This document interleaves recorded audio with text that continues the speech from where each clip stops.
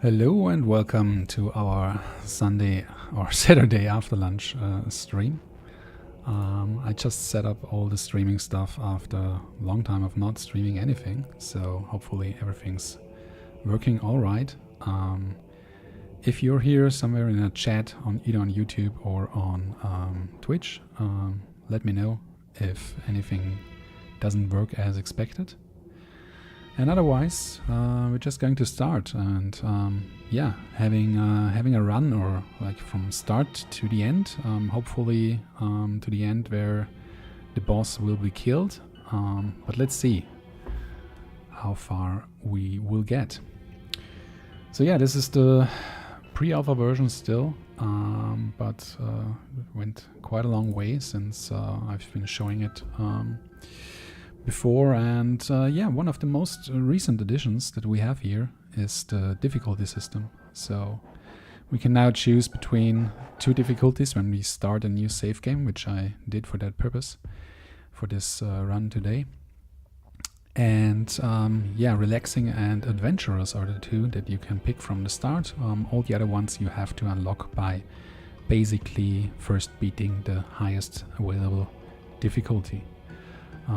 Those difficulty settings are more like numerical yeah, settings, so giving enemies a bit more health or letting them do more damage or adjusting the prices in the game of items and stuff.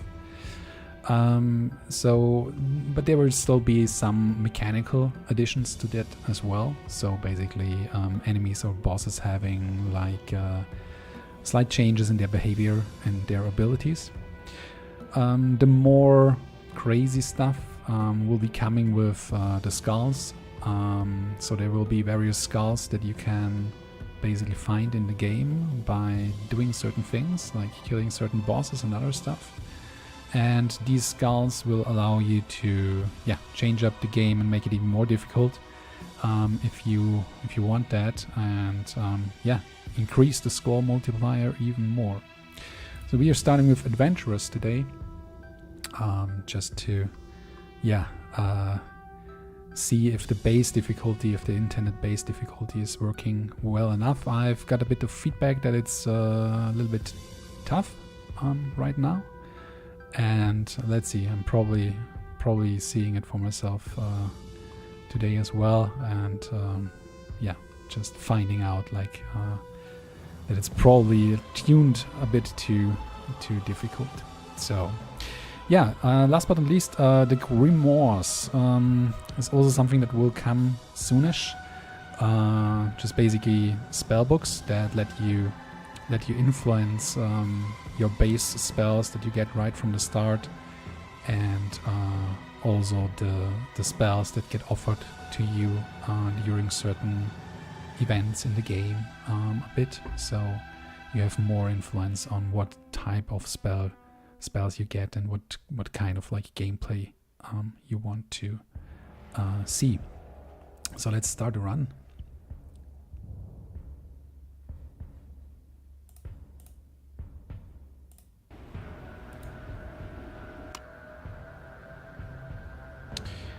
Okay, just realized that I did actually turn on the first time user experience, which is something that I wanted to not do, but I forgot to turn on the trigger or turn it off basically in the debug section. So yeah, that's our advisor, and he will be giving you advice throughout the game. But let's quickly restart that. Just a second. So we disable this, delete the save game quickly, and do that again, because I will explain a lot of stuff. I think it's a bit easier to follow instead of like having you read the text or like reading the text of the advisor on the screen. So let's just start without the first time user experience. So yeah, when you start a run, you actually can upgrade like buy persistent upgrades, but hopefully we will be coming back to that later on when we successfully finish the run. Just so much like you're getting crystals in the game, and that's how you unlock different persistent upgrades. These are mostly intended to be basically adding more variety and more options for you instead of like making you stronger. So yeah, there's still a bit of like power in there as well, and obviously more options also means a bit more power, but it's less vertical than some other games out there, and that's basically a deliberate decision here, because yeah, we basically want you to be able to like beat the game almost right from the start. I mean, it's tough, but it's beatable right from the start, which I hopefully will prove today. So yeah, when you start a game, you have to reveal a new fate card. Up here you see basically your progression up to the boss, and at each of these question marks you have to pick a new fate card. In this case, I'm going to pick the Place of Knowledge, which will give me an additional spell each turn. Could also pick the Graveyard, but as I'm starting a new save game, it's not that useful. This will be fixed at some point. Basically, Graveyard allows you to revive a minion, but right now there is no dead minion. It even allows you to revive minions from former runs, so that's quite a neat trick, and you can play with that or exploit it if you want. Like have like a very powerful minion, revive it right at the start of a new run. That can do quite a lot for you. So we're starting out with Lagarta and with Yogel. Here you can see the Nexus, which is sort of like your home quarters or like base basically. There's two lose conditions basically in the game. Actually it's free, but let's keep it to 2 right now. So the Nexus must survive, and you must have at least 1 minion alive, otherwise you are going like the run is over. So that's important. And the first thing we're going to do is to actually try to get to that Place of Knowledge, to claim it, because right now we just know where it is. We don't yet have the benefits of it, so we need to claim it. The other thing that comes with each fate card is a quest. So here we have kill 6 bog midges basically, which we will do, and there we also see the first hive where the bog midges are spawning. So I'm going to cautiously move towards here, and yeah, we can already see them waiting here for us. Going to move here with Lagarta and see. Okay, didn't get lucky. It was just a regular hit, not a critical hit. So they will still survive, but that's it. Yogel didn't come any closer, unfortunately. He's not that fast, and a melee character, so that's something we need to take into account. Yeah, these bog mages, they are not that tough actually, but they are still quite dangerous, especially if you're not careful. Because they apply Disoriented, and if you get multiple stacks of that onto your characters, onto your minions, that debuff can be quite dangerous, because it not only reduces your attack power, but it also makes it so that you cannot gain momentum. And I will show to you what momentum is right away. Here basically. So if I kill those midges, I will get momentum. You also gained Overwatch, because that's a thing of the crossbow, that on kill you gain 1 stack of Overwatch. But she also gained momentum, which means that she can still move and attack another time after having attacked. Otherwise the turn would be over. But this way you can chain together some quite nice attack or even kill chains. And so it's quite crucial if you want to succeed in the game to basically make use of that. The problem with Disoriented, that debuff that I mentioned, is that that debuff will prevent you from gaining momentum. Okay, so for that reason I will give Yogel a shield here. So hopefully next turn he will not be hit by the mages and therefore not be affected by that debuff. Yeah, so that's great. And okay, so the second one still came and made it through, so they still did damage. He gained the debuff, but it was only one stack, so that already got removed. And as you might have seen, like disoriented, it's also like moving your minions in or any unit that is affected by it moves at the start of their turn into a random direction, which reduces the amount of or the distance that they can travel in their turn. So it's like one stack of it is not that problematic, but multiples of it will get problematic. So it's yeah, perfectly fitting for those Borg mages basically. Certainly very similar. The other thing that we have to keep in mind is, okay, first let's pick up that item. It's a blowpipe. Apply one additional stack when applying primal effects. We don't have any primal effect currently on these items, that the starting items that our characters have. So primal effects would be poisoned, electrified, frozen, or burning. So I'm going to sell it right now. Because I'm also quite happy with the other stuff that we have here.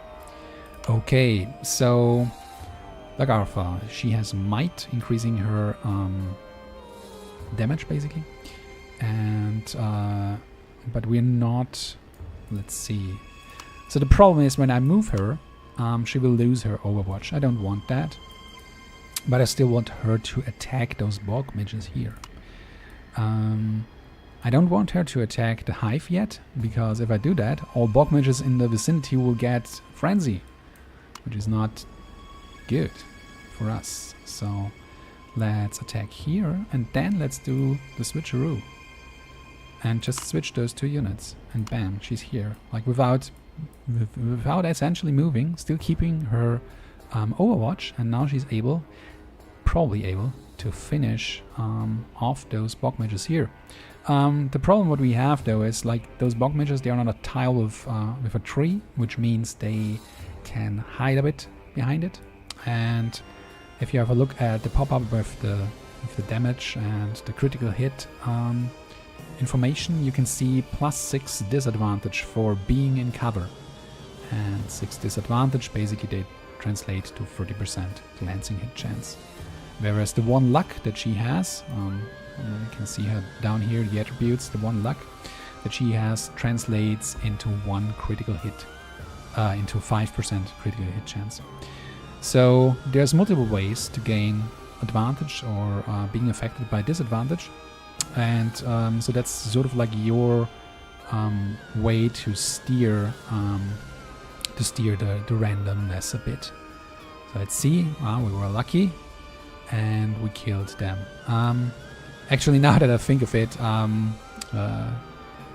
even the glancing hit would have killed them. I just didn't realize it before, because I was just like talking and thinking is a little bit mutually exclusive sometimes, at least with the heat that we have here right now. So yeah, that was a critical hit. So that's great. I could attack here, but then those Borg mages would get frenzy. They probably won't get frenzied when we attack here. Yeah, they're too far away. So we did a bit of damage here, and that's this turn for us. So Overwatch, you see, and 2 times she even had 2 stacks from making 2 kills last turn. So she killed those midges before they could get to her.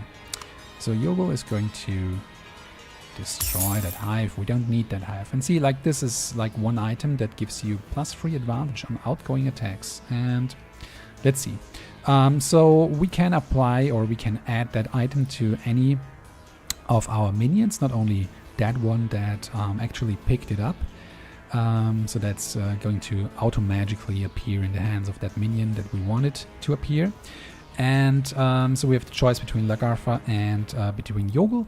Yogel's special trait, so each of those minions have different traits. Yogel's special trait, or one of them, is he's a hoarder. So that means he has one additional inventory slot, which is quite powerful. He has some other downsides by like not having a particularly high view range, for instance, and so on. But yeah, that's his particular trait. So let's see, she has 1 luck, he has 3 luck already. I mean, you know, on crit, apply 1 stack of bleed. So having more advantage to do more critical hits sounds like a good idea on Yogel. So let's equip it to him. And he's also going to pick up that gold here that we hopefully can use at some point to buy some stuff. Okay, so where do we go with her?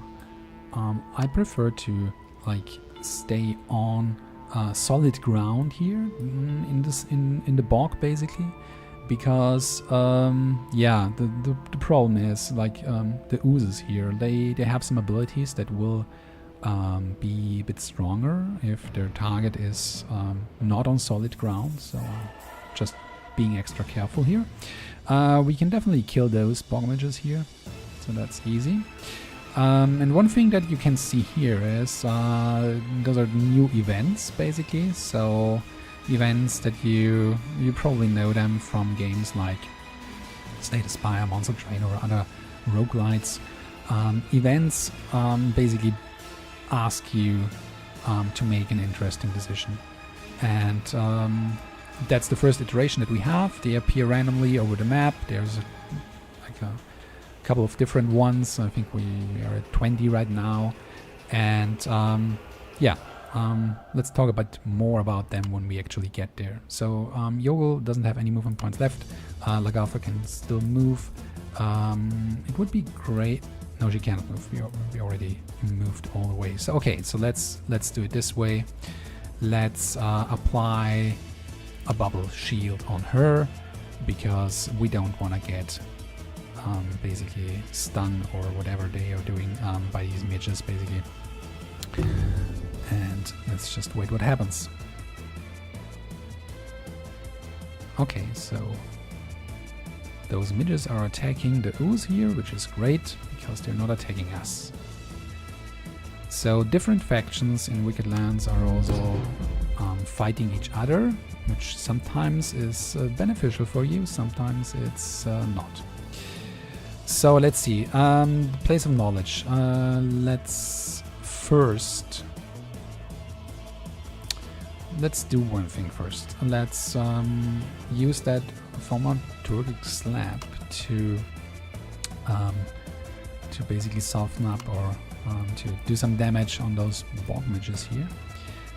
And the next thing I want to do is to apply Rapitus, or cast Rapitus. So this applies 3 stacks of Swift on Lagartha, which means that we can travel further.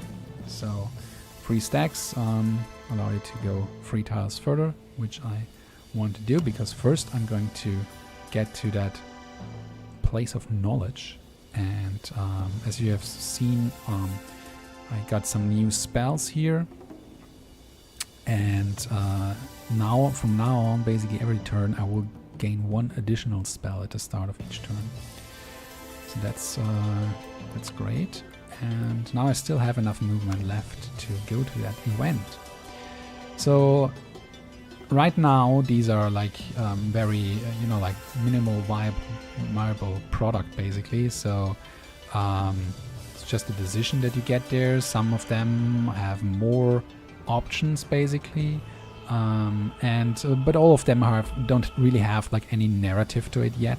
So the idea is that those events are basically communicated to you by your minions finding something interesting, like some glimmering stuff in the swamp or something like that, and telling you, hey, I found this, or that's the situation here, what should I do? And you make a decision and get something for it. But yeah, So here we can do burn a spell. So basically burning means remove it from your deck completely and increase max health by 12. So yeah, let's do that. Let's see what spell we want to remove right now. I think I will remove the teleporter. So that teleports a unit back to your Nexus. I think we can do without that. So she's now at 60 max health. That's great. We're also going to get those crystals here. Like I said, these are for the persistent upgrades that you can buy in between runs. And now we're going to attack that ooze, and we're actually going to kill it.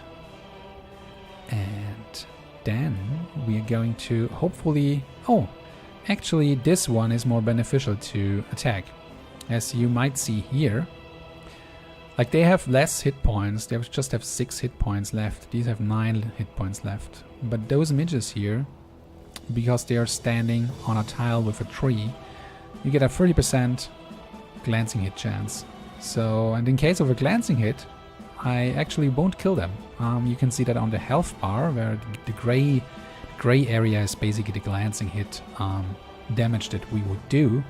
So in case of a glancing hit, they would still be alive. So let's first kill those, because they don't have any benefits from when they're standing. We can just be sure that we will kill them. And now we are going to... Now we have momentum, and we're going to gamble if we actually can kill them. Yes, we can. Amazing. So we also, in the meantime, finished the quest. So we killed more than 6 or more of those midges. And what that means is that the next fate card draw will be at the start of next turn. You can also see it up here, so it's saying like 1. The next turn there will be the next draw of a fate card. There is a maximum amount of turns that's in between fate cards, but by accomplishing those quests you can speed it up. So you can essentially speed run a run if you want. Okay. Place of power or graveyard. Yeah, I'm still going to take the place of power here. Like I said, the graveyard isn't that useful yet. I don't have any minion that died yet. It's also the first run, so I cannot revive a minion from a former run. So let's take the place of power, which is a good choice anyway, because we draw 1 more spell each turn, so we can also use the additional power or energy for that turn. Okay, so the next thing we want to do is to kill off that hive. We don't want them to basically pester our nexus while we are away doing the next quest, which is kill initiates, 3 of them. So here's the first one. This is the cultist faction of the game. And so now let's see. Yeah, she already attacked. So what should we do? Now I'm going to pick up that money here, and then I'm going to use Rapidus to actually to go here. In case you're wondering why I'm not going here, is because there's 2 elevated tiles here. So there's 2 hills. It's a bit hard to see right now, and we'll work on that. Basically make it a bit more visible where there is a hill and some elevated terrain and where not. Problem is, when I'm standing here and this one attacks me, like attacking from higher ground will give your minions, but also the enemies, advantage. So I don't want to have this guy advantage on attacking Yogel, basically. I'm giving him also some block. And that's it for that turn. So yeah. Where do we move with her? Let's see. We could move here. which is not that optimal because it's not only like next to an elevated tile, but it's also on a bog tile. Like that's double disadvantage basically. Should that guy move up here and attack downwards, which is something they have. You know they have sort of like a behavior where they analyze where the better tiles are. But anyway, I'm still going to do that because I want to show off the flanked system. So basically, if you have 2 units in contact with an enemy, there's at least 1 tile between them. These are flanked, which is also something that gives you advantage on them. So I'm first going to add a bit of damage here, then here, and bam. That one's gone. Okay, Cultist Underpants. On defense, that means like if that minion is attacked, when critically hit, gain 3 stacks of might, and they also gain 2 stacks of passive spell power, which means that any spell that's cast on them will have its effectiveness increased, or let's say like most of them. Like spells, different spells handle spell power differently. So some of them do more damage, some of them heal more, some of them are additive, some of them are multiplicative.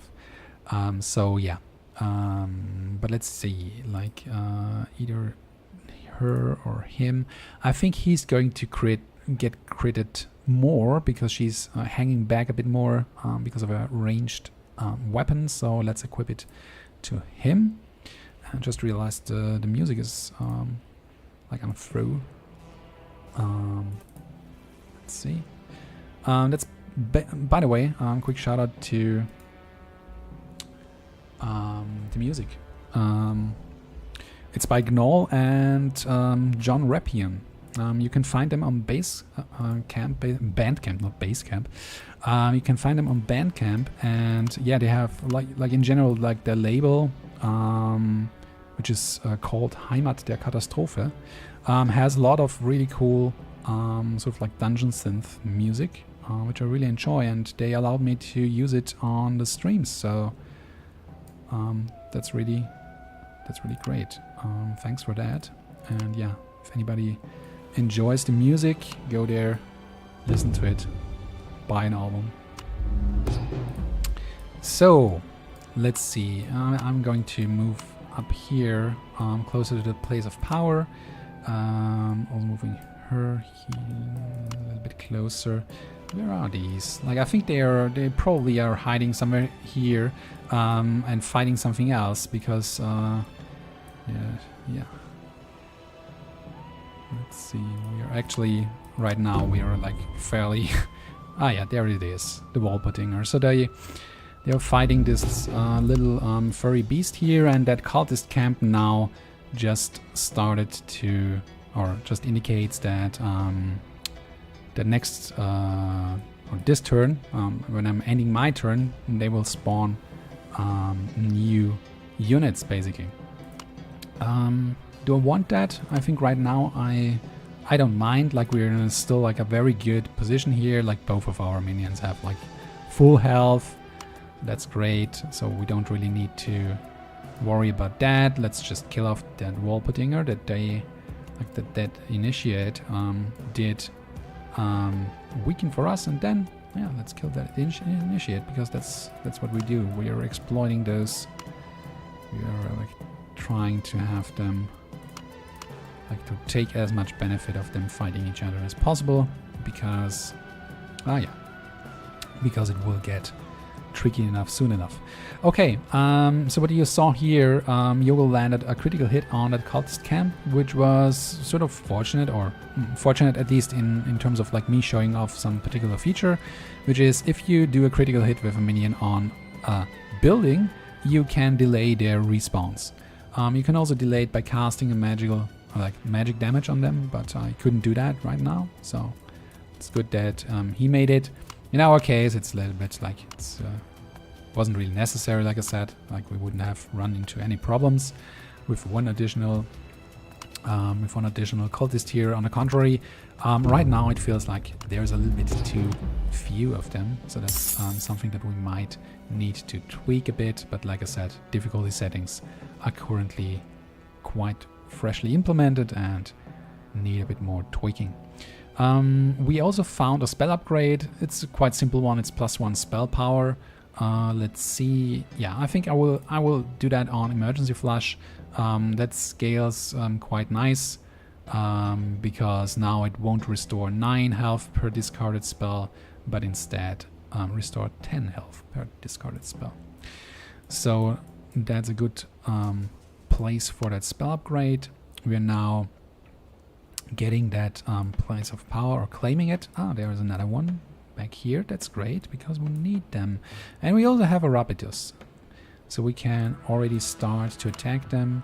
So now this turn they will spawn again, but actually we don't need that. We have that one guy over there, so let's just finish that off. Okay, the thing is, it's not guaranteed that we will do it. It's a 30% chance. So I could attack and just say like, okay, let's see. Maybe he manages to do it. Thing is, he cannot move afterwards anymore. And yeah, so let's do it this way. I do 9 damage on it with that spell, and then kill it, so he still gains momentum. And we found a spell. Forbidden Favor, deal 6 magic damage. If target has a curse, gain 1 energy and draw a new spell. It's quite cool. Curses, there's different curse effects in the game: Corruption, Agony, and Demise. There will probably be like 1 or 2 more in the final game. Right now there's not too many spells and items that can actually apply it, but honestly, like in the recent like weeks and not even months, I was more like working on different features and stuff. Like I barely added any items or spells, so that's something that will be done in the next phase basically, so then we will have a little bit more build variety also. It's also something like recent testers noted that the build variety right now isn't that wide. That's just how it is. Like first the systems need to work, the bugs need to be fixed, and now or soonish we will have the opportunity to add many more cool items and many more cool spells. So yeah, we have some Undead Bandit here that's starting to pound on our Nexus, so that's something we have to deal with. And we have another camp back there and 2 initiates. We don't need to to destroy that camp. It's just like a nice little way of getting a bit of like a better loot, or a higher chance to get some better loot, basically some artifacts or some spells. And there we have those 2 initiates. We only need 1 of them for our quest, and then we should also take care about that guy down here. Let's see, so how do we do that? What can we do here? What's the best way to deal with that? Thinking of like, how could I do it with the switcheroo? You know, like exchanging this guy with basically. I mean, what I could do is like, yeah, let's do it this way. I would just switch. Okay, I could have taken this one. That was a mistake. But anyway, so now we have the initiate here down here. We can just like move down here with that guy because we won't need to stay here for longer. Move down here and do a bit of healing there. And that's it. Like we won't make any use of that spell right now, so let's just end the turn.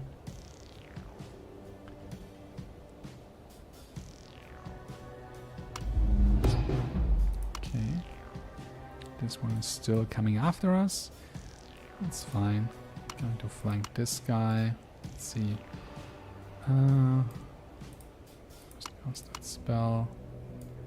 Of damage. So yeah, if you critically hit and initiate, they gain frenzy. That's one of their traits, which you can see here. So they are mad, which means, yeah, when they suffer a critical hit or receive an injury, they gain frenzy. And frenzy allows them to, like, they gain one more strike. And that's a quite powerful thing.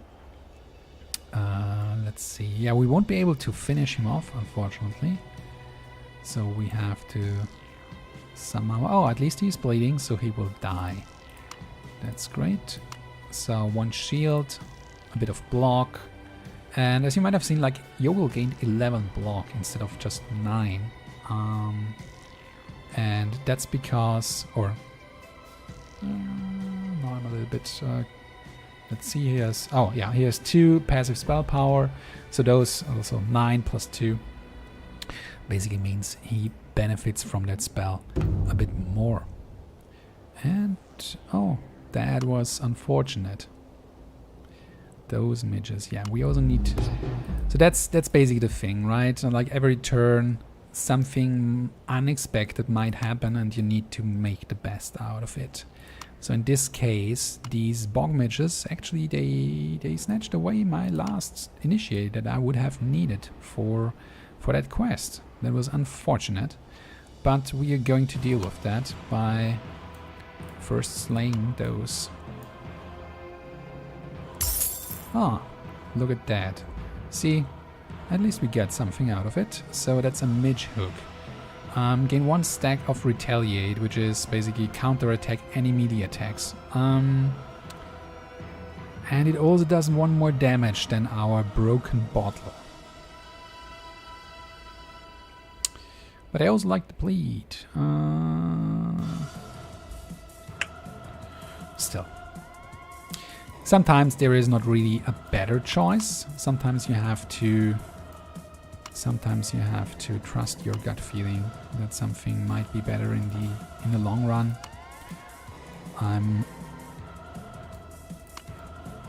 honestly like I like it better that way. I don't particularly like games where I can fully calculate what is the better option, because most of the times that calculation is quite taxing.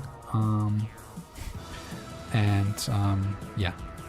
I much rather prefer to have some intuition left for making decisions, basically, some gut feeling. Okay, choose a reward. Why do we choose a reward? Because we reached a new fame level. I will explain that briefly. First, I'm going to choose an artifact. Let's see. Okay, choose an artifact. A royal rebate coupon. Every shop has a 25% discount. That's nice, but I will take the Iron Hammer. If the Nexus took no damage at the end of the turn, restore 3 health to it. That's good. And we also got now an Initiate Sickle. +1 advantage for each stack of injury on this minion.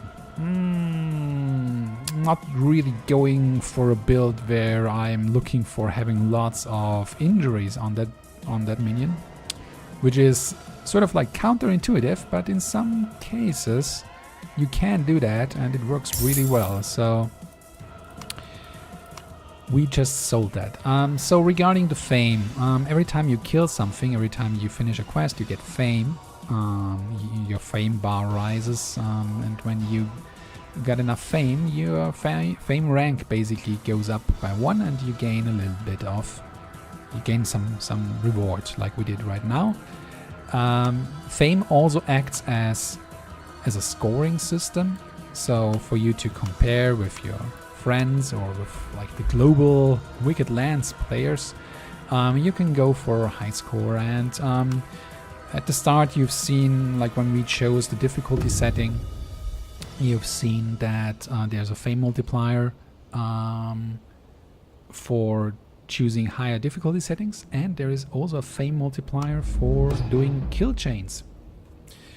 Okay, so first we're going to choose between there's the graveyard again, like being suggested to me, like every time, it seems, but we're going for the witch hut. For one, I'm going to show you the shop, or one of the shops that we have in the game, and the other thing is also it will become night.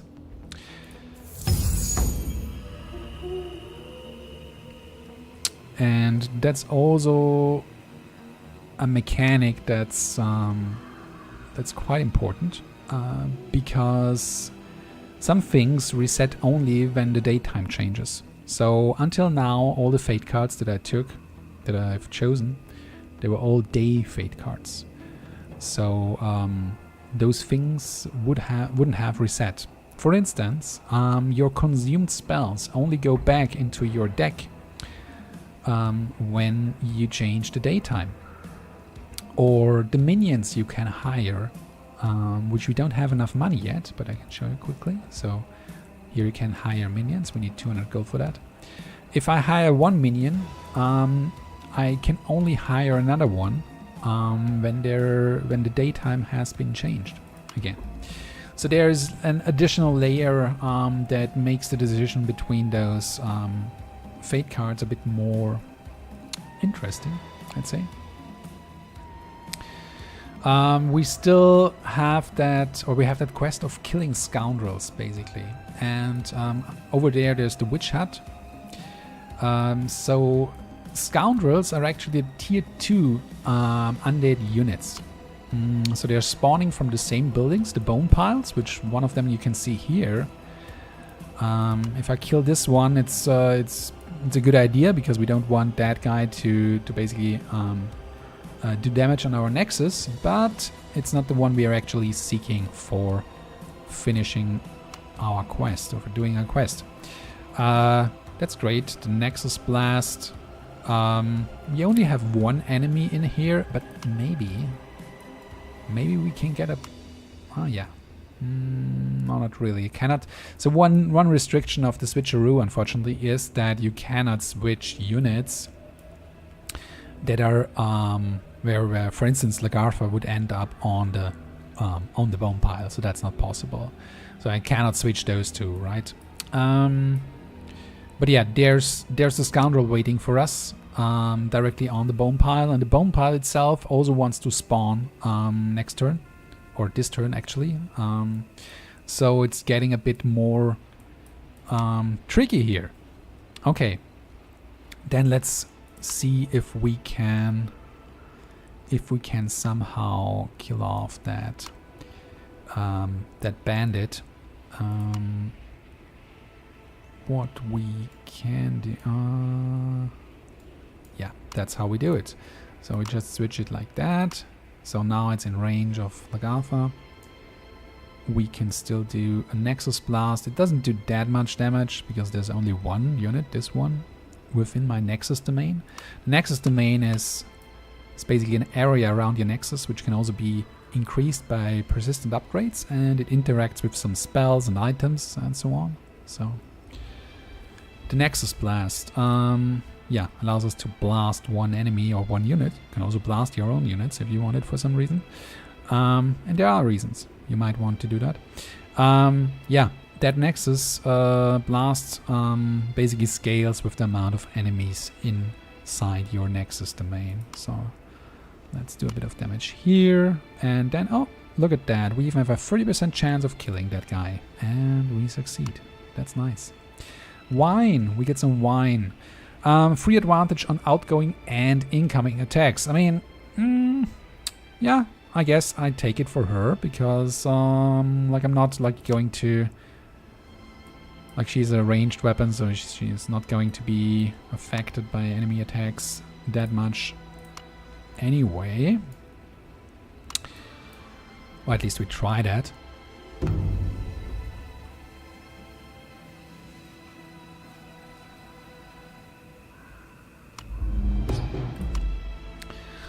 Okay, that was not too bad.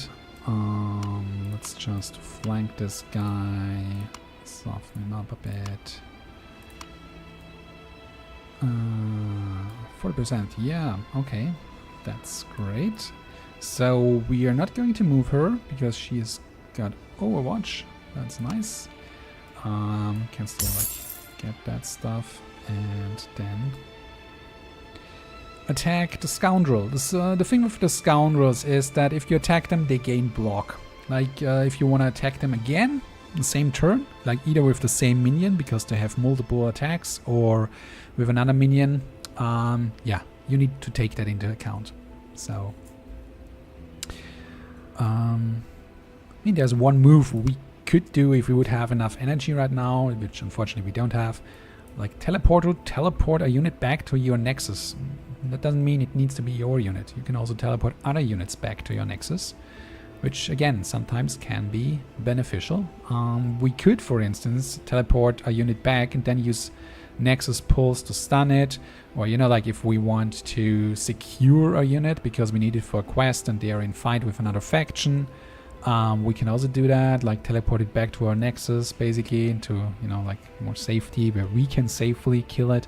So there's a lot of different ways we can actually use spells both on our units and also enemy units. Okay, this case we can do that because we just had not enough energy left, and we are missing 4 gold. We are missing 4 gold for being able to buy another minion, which we should get hopefully now then. So there's a Wolperdinger again, so we need to be a bit careful. The lightning attacks are nothing to sneeze at. So let's add a bit of like might to Yogel, and he will attack downhill, and they are also flanked, so that's a 65% critical hit chance now. That's amazing. So hopefully we can, yeah, we can knock them out right away. The Book of Stances. When a minion gains when minions gain a stance, they gain 1 additional stack. That's pretty cool, because both he, like with the Midgehug, on kill gain 1 stack of Retaliate, and Lagartha with her crossbow on kill gain 1 stack of Overwatch.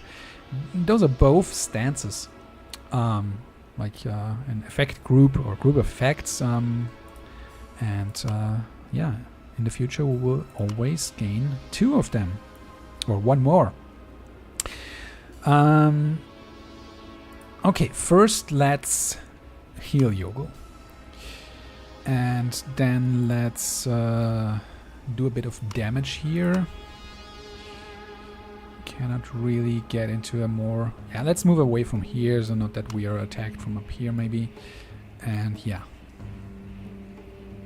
That was a good amount of damage, but now we have to block on that guy. Okay. Let's see. Good. So that's it for that turn. Oh, we have enough money to recruit another minion. And that Retaliate just did slay that scoundrel. So at that point, I'm going to make like a quick break. Be right back and see you in a couple of minutes.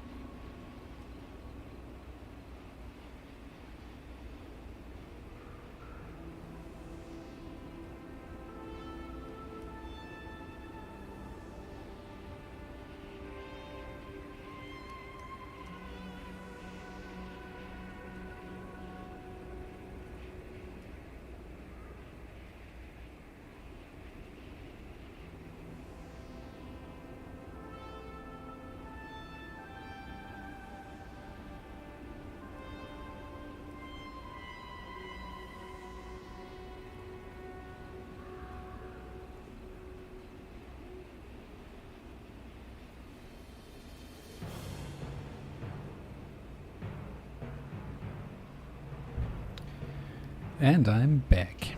So in case anybody has any questions, please let me know in the chat. And in the meantime, I'm going to continue with the run here. So we still need one additional scout. We're really fast with that one. With that one particular quest. Let's see. We also want to get to the witch hut. And maybe we also have a bit of time to explore and see if we can get hold of some other interesting things in those areas that got added earlier, because they're not, you know, like they're not empty after you clean them. There's new enemies spawning, there's new events there, so if you can, it's definitely beneficial to check them out again. So the first thing we're going to do is to hire another minion, and this choice is fairly easy. So Robert is... it's not that easy. So I would have said at a first glance that Egward would be the right choice for now, because he has the nocturnal trait. He doesn't suffer from reduced view range and gains +2 advantage during nights, which is nice because we are currently in the night. And but Robert, on the other hand, what he has is, like, when Robert gains a stance, he gains twice as many stacks. Together with our artifact that we have, that gives us +1 additional stack, that's quite powerful. So let's see, but he's also a bit more defense. Yeah, let's go with Robert. Here he is. So, and there we have a ghoul. Look at that. A little bit disoriented, that poor guy. Probably ran into some bog midges down there. So we will end his miserable life here. And yeah, there they are. Probably, let's see, should I go exploring a bit with him down here?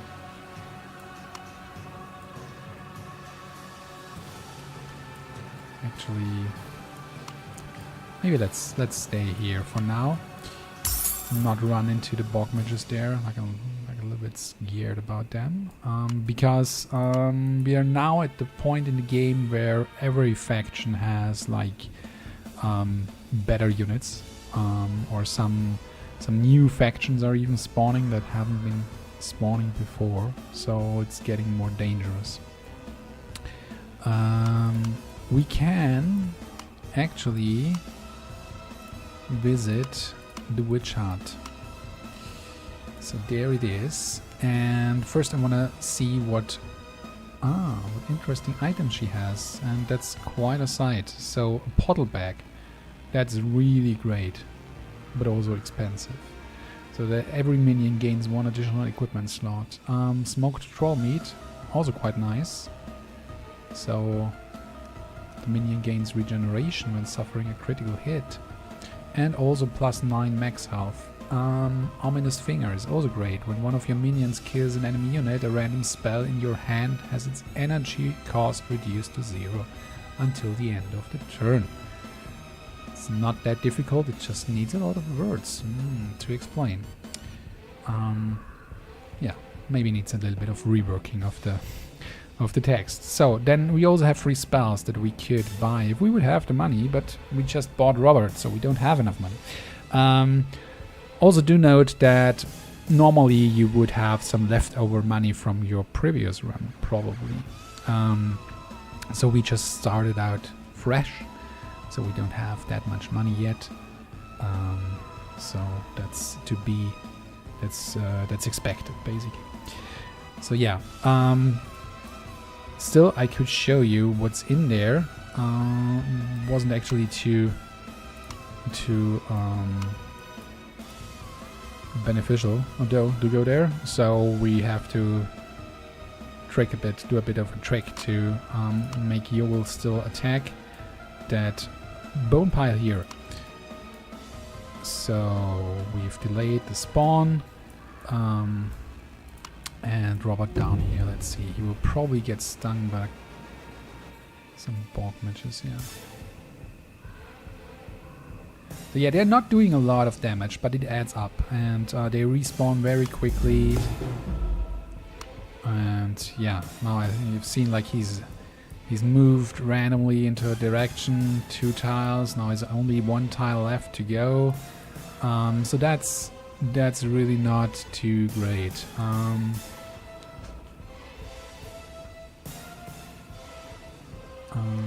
So let's just see.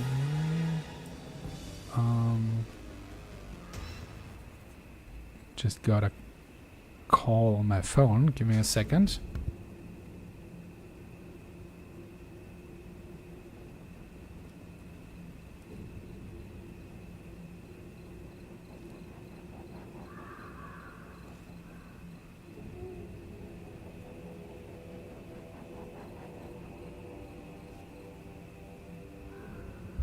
Back again. And okay. So what are we going to do? We cannot really do anything about his disoriented right now. We don't have any spells to get rid of it, unfortunately. What we have up here, we have another scoundrel. That's good. We cannot really bypass it to get into contact with Yogel as well, because those are basically deep bogs. They are impassable. You cannot walk on them. So we need some other way to get there, or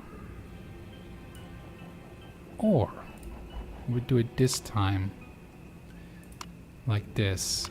Yeah, that was actually quite a good move. So now he's flanked.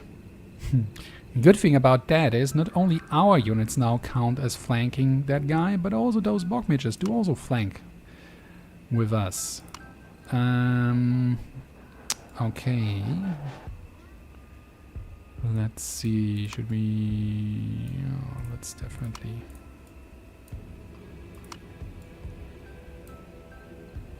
Yeah, these are really tough. These are really tough. I don't want Robert to get, like, stung again and get disoriented again, so I'm giving him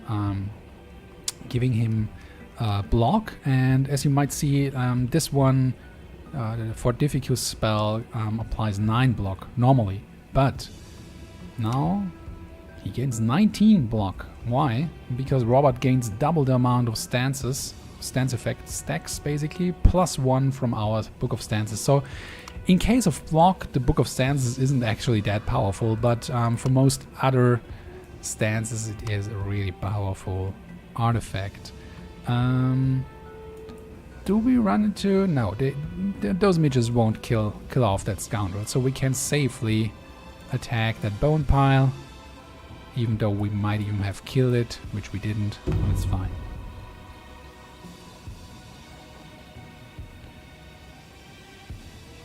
And there we have blocked those 2 attacks, which is great, because otherwise we would have now 2 additional stacks of Disoriented. Now there's only 1 left on him, and that's removed at the start of the turn. Yogel got quite a lot of damage. Like, we have a lot of scoundrels here suddenly. So what she's going to do is, like, first let's kill off this here, because we don't want more scoundrels. Bone Storm deals 6 magic damage to target unit and all units within 1 tile. When target unit is killed, deal 12 instead. Yep, I'm going to take that.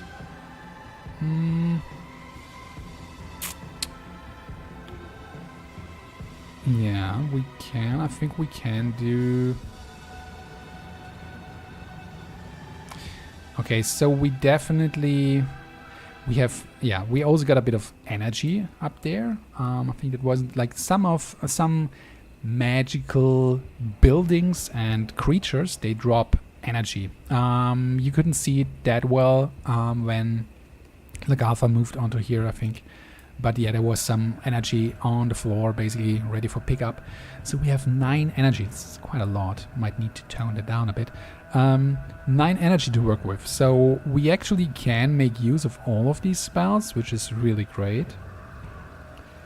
And actually, I think we can... It's just a question of like what order now, right? That's he definitely needs to be healed, and we can do that with the healing finger, or we could do that with the emergency flush, but that will discard all other cards, but would also like heal him full. And an interesting thing what you can see here is healing spells, they do damage undead, like as you would expect. So yeah, I think we were first going to do this. That should be sufficient. Let's move over here. Move him there, so these are flanked.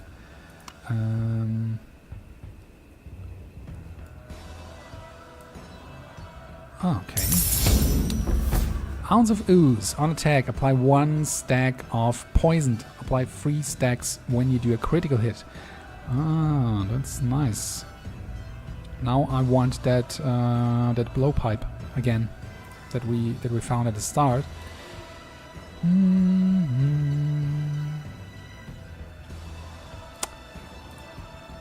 That's really unfortunate. Like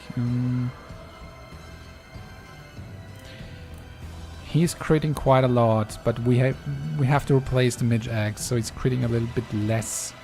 Like it's 15% less crit chance then. If we replace this, he's not particularly critty, and she also, yeah, it's a pity. I've not seen this item for a while. Really would like to use it.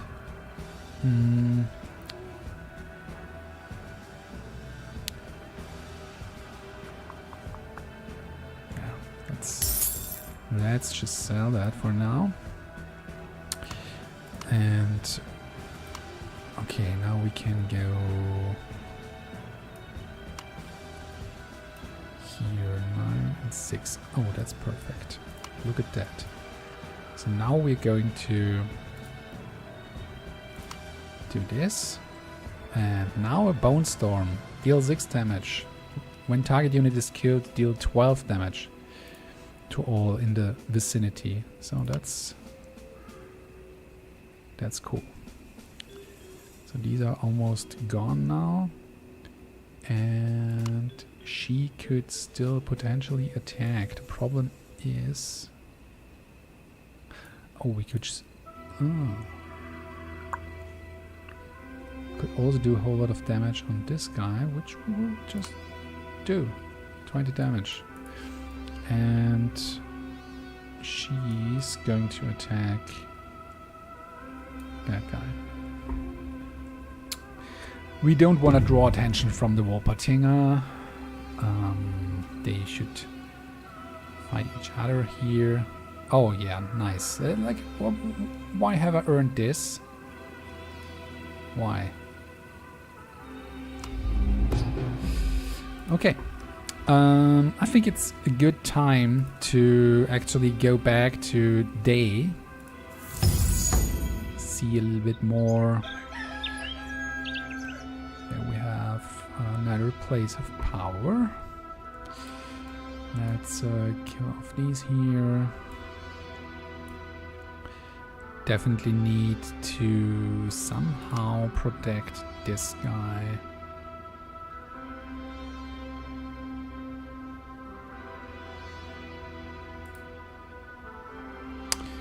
That's a good one. I will do that.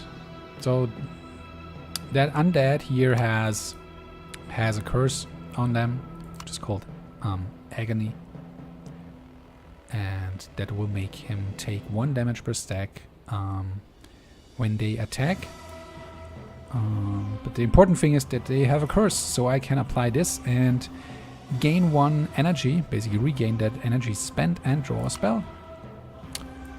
That's nice. Okay. Okay, here we can just flank that guy. Fortunately, I still don't have any good solution on how to heal or protect Yogel. The Nexus Blast, yeah, that one works really well now.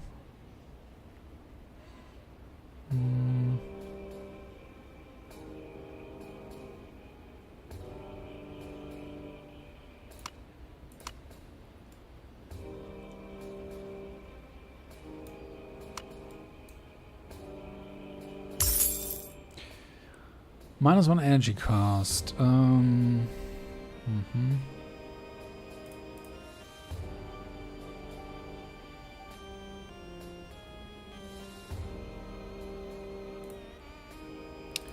think I will, like, this is always a good candidate for reducing energy cost because it's such a spell with so many like applications. You almost always can find some way to do something with that spell. Okay, great. Yeah, she already has Overwatch, so I'm not going to move her. I'm just trying to. Now the question is, now that I said it, like what usage do I have now? Yeah, why not? I mean, at least I can move her here.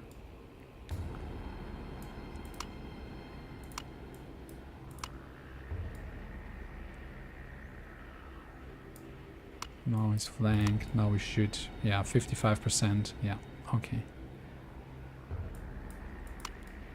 With that maneuver, we gained a little bit more advantage, a little bit more critical hit chance. So that might have been the reason why we killed him.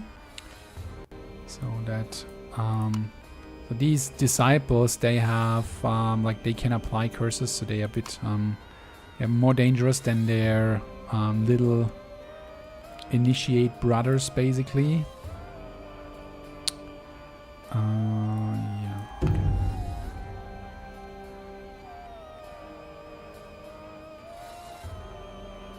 Yeah. Okay. Yeah, Overwatch can be quite powerful.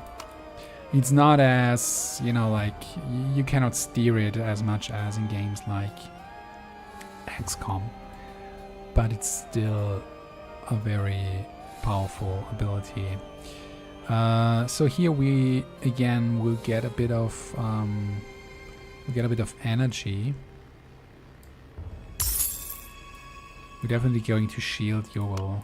There's still no way, like we still didn't get any way to heal him. And we have 2 goblin holes here. It's really interesting because yeah.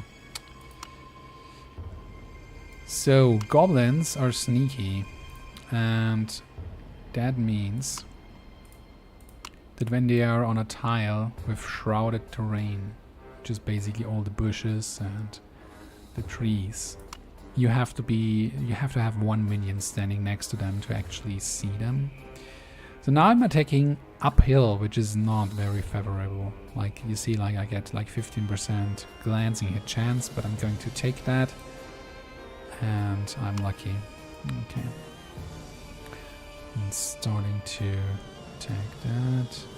So the Bone Storm only works on units, and we don't have any enemy units in our view range right now, so they're all a little bit busy, it seems.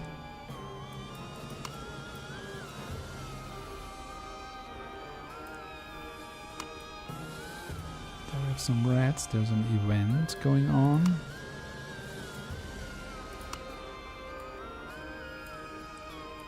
At least we got some way to heal Yogo. I'm going to move him over there. There's another like bone pile spawning something soon.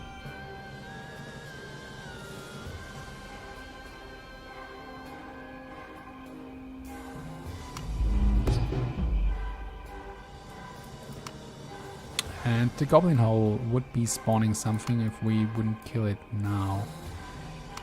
Glow Shrooms on defense. When suffering a hit during night, apply 3 stacks of Disoriented on all adjacent units. Also grants night vision. That's cool for during the night. I don't really have any use for it right now because it's day, but it might get night soon enough. So let's just give it to Robert because it doesn't have anything yet anyway. So let's see. We wanna get over here. The thing with swarms, like all those little critters that have multiple beings on a tile, basically. So the rats and the bog midges, and there's a couple of others too. You cannot flank them. Like that's the thing with swarms. They cannot be flanked, but it doesn't matter in this case. And your against retaliate. And what do we have here? What should I do? Gain Strange Brain, -1 energy, +3 spell power. Or gain 3 Scourge spells. So Scourge is the faction of the rats and the ghouls and some other creatures. And they have like a special set of spells. I think I'm going to get the Strange Brain. I think that sounds quite good for now. -1 energy but +3 spell power. Going to take that. Especially because we're getting that 1 energy sort of like back by claiming that spell place of power here. Okay.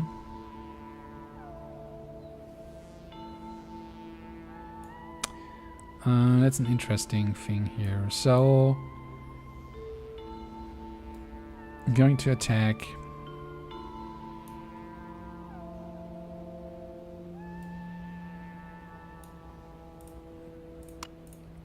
Going to move over here. I'm flanked here, but still I'm at the same level as these, so I don't get the penalty for attacking from below. Shooting them. Switching those two. 30% critical hit, 15% advancing hit. Not going to take that chance, just killing them off. And then instead attacking those here. And yeah, I mean, they will attack me, but I have retaliate, so that's going to be their end.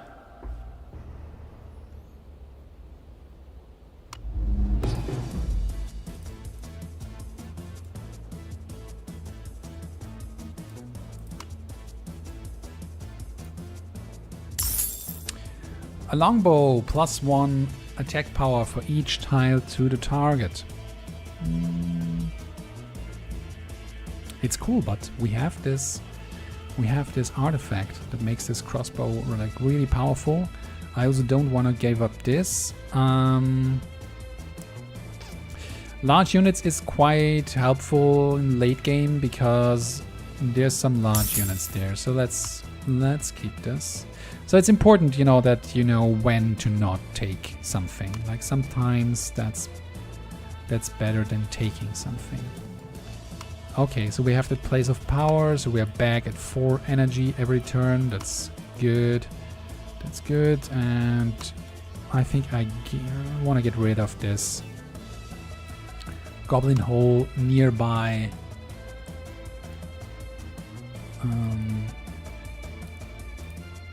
She's gonna get healed.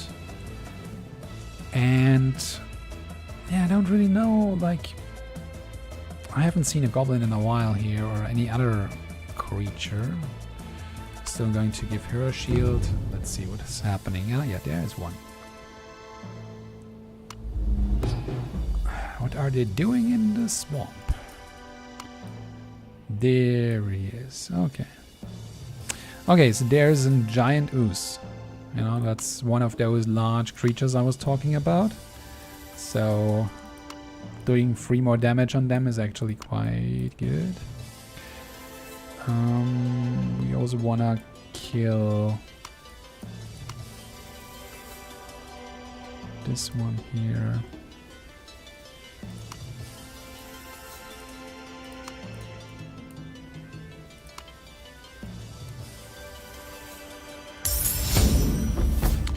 And we've completed our quest, so start of next turn we have to pick our next fate card.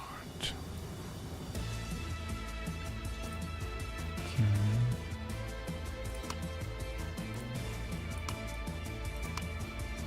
Yeah, it's now getting 25 block. Like, we have the benefits of, or like, he benefits from his own trait, like getting double the amount of stacks basically. Then we have that Book of Stances, and we have also +3 spell power, so that's really helping. Just realized that there was one error here. Oh my god. I'm dead on stream. Okay. Now you see live how I'm going to deal with this. Okay. Just going to basically, I'm just going to branch off that save game so I can investigate that later on and now see if this will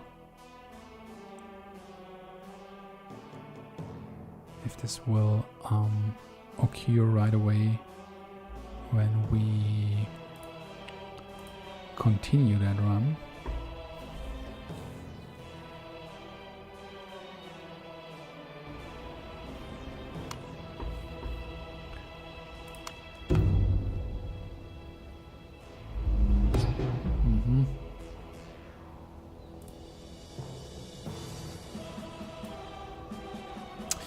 Yeah, I think the problem, I was wondering what those like regular goblins did that late into the run. Normally they shouldn't occur. Like up here you see like the different fate card picks, right? And normally those goblins should not occur that late into the run. Like there's other goblins that are like stronger that should occur at that point. And there is something wrong, just having a look at the log at my second screen. Something wrong with them being here.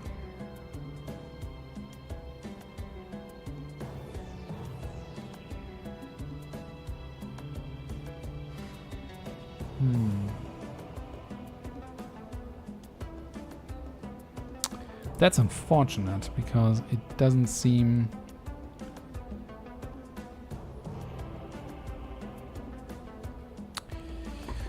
I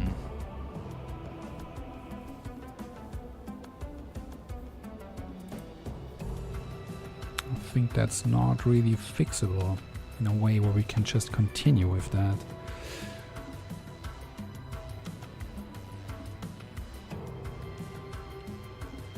That's unfortunate.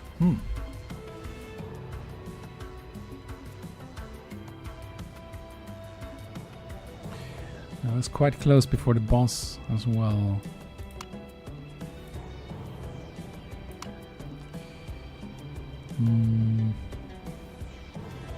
Okay. Yeah, I think I'm just going to have to end the run then here, unfortunately. Because next turn, or actually it's already broken basically. Because it cannot pick the right fate card, because there was some mix up with the fate cards here. That's something I definitely need to investigate. But yeah, anyway, I hope you get a good insight on the current state of the game, what has been happening in the last couple of weeks and months. It's quite a long time since last time I showed something off. And yeah, but I intend to have more streams like that, and hopefully soon enough also show off a complete run then. Would have liked to do it today, but then it has to be the next time I'm going to stream it. So yeah, thanks a lot for chiming in and watching the stream. And if you liked what you see, please go on to Steam and wishlist the game. If you would like to playtest, you can also sign up for the playtest there.